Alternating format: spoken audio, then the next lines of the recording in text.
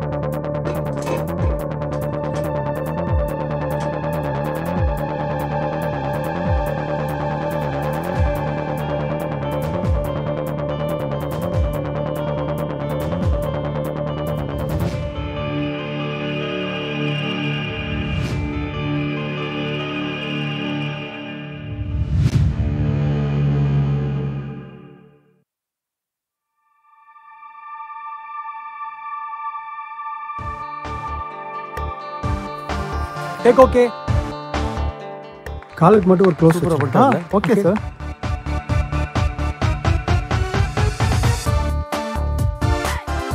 பாரதி கிட்டப்பா, இந்த short ஃபிலிமோட climax சீனை single ஷாட்ல சூப்பரா பண்ணிட்டீங்க. Excellent performance. Thanks sir. Sir ஒரு சின்ன ரிக்வெஸ்ட். சொல்லுங்க. இந்த ஷார்ட் ஃபிலிம் கதை ரொம்ப நல்லா இருக்கு. ஆனால் கிளைமேக்ஸ் கொஞ்சம் நெகட்டிவாக தெரியுது சார். அது ஏதாவது கொஞ்சம் மாற்றலாமா? நோ நோ நோ, இந்த கதையில வர நெகட்டிவ் கிளைமேக்ஸ் தான் நமக்கு பாசிட்டிவ். நீங்க என்ன பாருங்க, ஃபிலிம் ஃபெஸ்டிவல்ல நம்ம ஷார்ட் ஃபிலிம் தான் ஃபர்ஸ்ட் பிளேஸ் அடிக்கும். Don't worry. பாத்தியா, நடிக்க சான்ஸ் கொடுத்தா டைரக்டருக்கு ஐடியா சொல்றாரு சார்.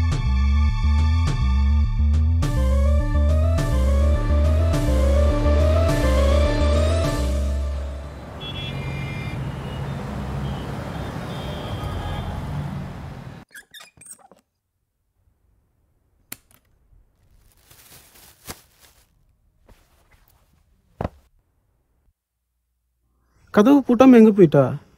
இந்த பசங்களையும் காணோம்.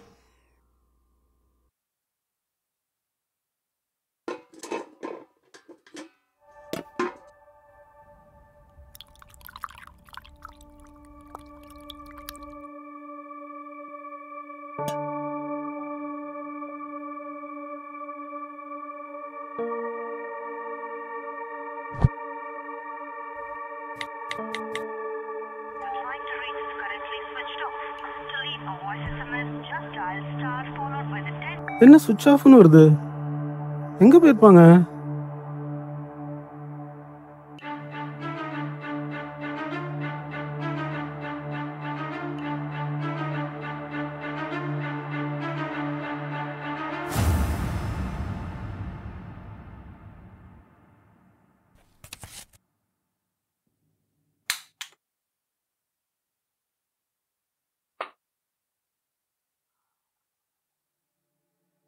என்னங்க, நான் நம்ம 2 குழந்தையும் கூட்டிக்கிட்டு வீட்டை விட்டே போறேன்.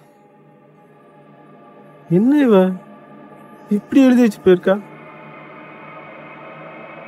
உங்க கூட இத்தனை வருஷம் குப்பை கொட்டினது போதும். இனிமே நானும் குழந்தைகளும் உங்க கூட இருந்தா பட்னி கிடந்து சாகணும். நீங்க சினிமால நடிக்க போறேன்னு 10 வருஷமா வெட்டியா சுத்திட்டு வரீங்க. ஒன்னும் பெருசா கிழிச்ச பாடு இல்ல. வீட்டுல நாள்தோறும் சண்டை தான் வருது. அட கடவுளே, இன்னைக்கு நடிச்சிட்டு வந்த சீன் மாதிரியே இருக்கு. இந்த மாதிரிலாம் கூட நடக்குமா? உங்களை காதலிச்சு கல்யாணம் பண்ண பாவத்துக்கு 2 குழந்தைங்களை பெற்றதுதான் மிச்சம். அதுங்களுடைய எதிர்காலத்துக்காகத்தான் இப்ப நான் வீட்டை விட்டே போறேன். நீங்க நடிங்க, நாசமா போங்க. தயவு செஞ்சு எங்களை பார்க்க ஊர் பக்கம் வந்துடாதீங்க.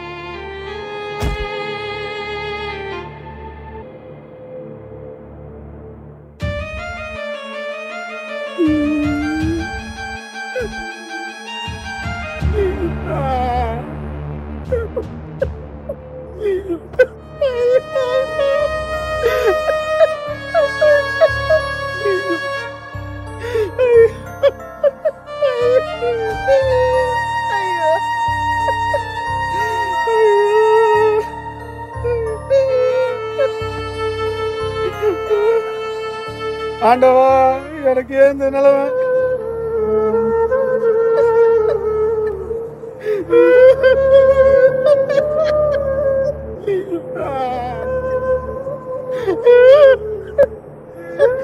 இனிமே பார்க்க முடியாத பிள்ளைங்கள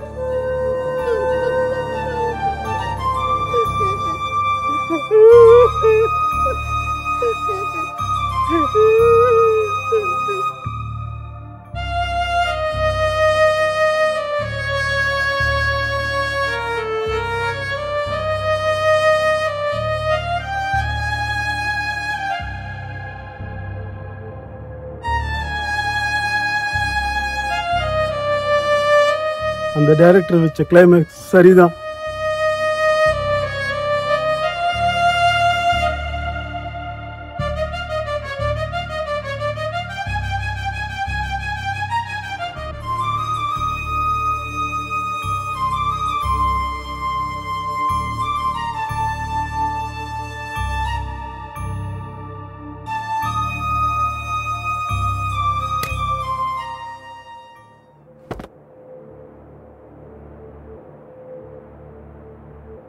என்ன அப்படி பாக்குற?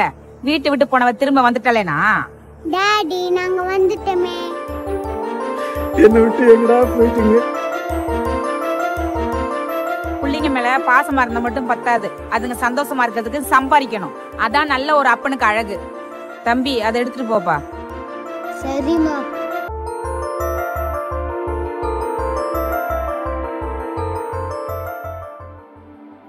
இன்னைக்கு எங்க அம்மா வீட்டுக்கு போயிடலான்னு முடிவு எடுத்துதான் வீட்டை விட்டே போனேன். ஆனா பஸ் ஸ்டாண்ட்ல போய் நிக்கும் போதுதான் உன்னை காதலிச்ச கன்றாவி எல்லாம் கண்ணு முன்னாடி வந்து நிக்குது. காதலிக்கும் போது உயிர் போற வரைக்கும் உன் கூட தான் இருப்பேன்னு சத்தியம் பண்ணி தொலைச்சிட்டேன். அதனாலதான் மனச கல்லாக்கிட்டு திரும்ப வந்துட்டேன். நான் வரவல்ல எக்ஸ்போர்ட் கம்பெனில வேலை கட்டு வந்துட்டேன். நாளைல இருந்து நான் வேலைக்கு போறேன். நீ பசங்களை ஸ்கூலுக்கு அனுப்பிட்டு எக்கேடா போ. ஆமா, நான் எழுதி வச்சத படிச்சுட்டு நீ என்ன யோசிச்சுக்கிட்டு இருந்த? முகமே ஒரு மாதிரியா இருக்கு.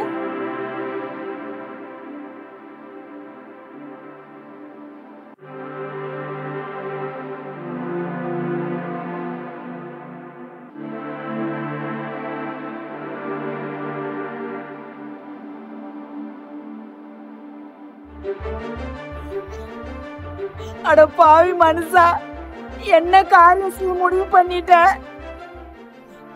உசிரே நீதான். இனிமே விளையாட்டு கூட நான் வீட்டை விட்டு போக மாட்டேன்.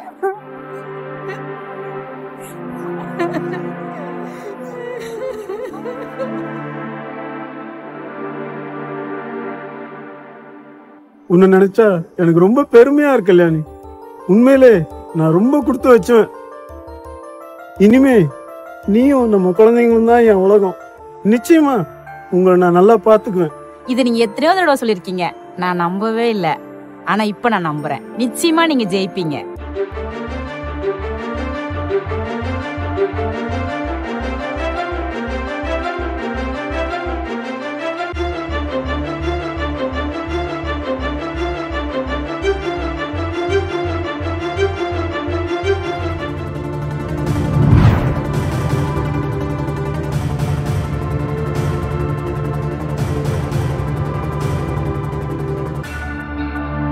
சார், இந்த வருஷம் சிறந்த துணை நடிகருக்கான விருது வாங்கியிருக்கீங்க. கெட்டப் மாத்தி கூட நடிக்கிறீங்க. இந்த வெற்றிக்கெல்லாம் காரணம் உங்க உழைப்பா இல்ல அதிர்ஷ்டமா சார்? அதிர்ஷ்டன்றது எதிர்பாராம நடக்கிற ஒரு விபத்து மாதிரி. சோ அதை நாம நம்பிக்கிட்டு இருக்க முடியாது. வாழ்க்கையில ஜெயிக்கணும்னா உழைப்பு, முயற்சி, தன்னம்பிக்கை, இது 3 வேணும். இந்த 3 இருந்தும் கூட நான் ரொம்ப கஷ்டப்பட்டேங்க. என் ஒய்ஃப் கல்யாணி எனக்கு மிகப்பெரிய மாரல் சப்போர்ட்டா இருந்தாங்க. கூட இருக்கிறவங்க நம்மளை புரிஞ்சுக்கிட்டு சப்போர்ட் பண்ணா மட்டும்தாங்க நம்மளால பெரிய லெவல்ல பிரகாசிக்க முடியும். கூப்பிடுங்க. டேக் போலாம். Okay sir. Ready, order, start, camera rolling, action. எப்படா இப்படி ஒரு எண்ணம் உங்களுக்குள்ள வருது?